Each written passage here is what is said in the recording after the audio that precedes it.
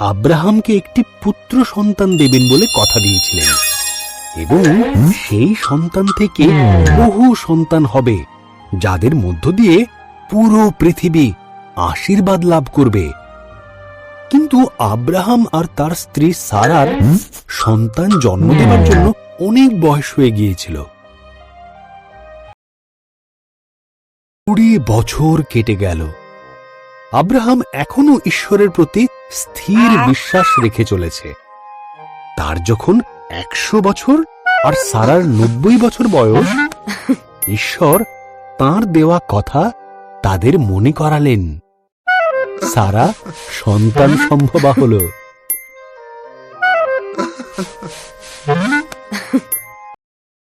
তাদের সন্তান যখন জন্মালো, সারা এত খুশি হল যে আনন্দে হেসে ফেলল। আমার এই হাসি ঈশ্বরের দেওয়া, সে বলল।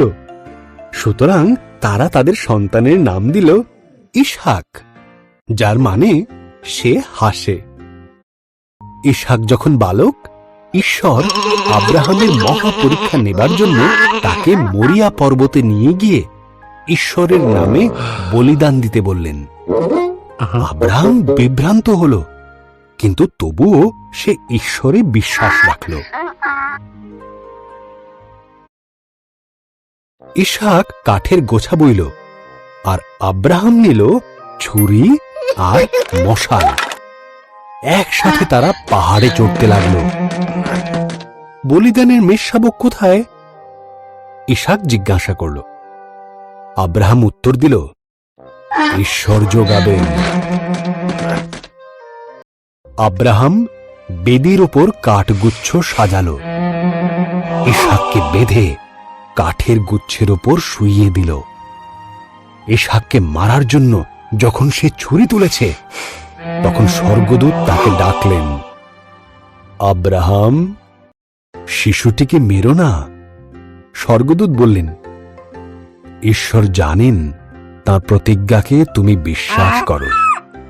ওই দেখো, ঝোপের মধ্যে একটি মেষ শিং আটকে ছটফট করছে, ওকেই ঈশ্বরের নামে উৎসর্গ করো।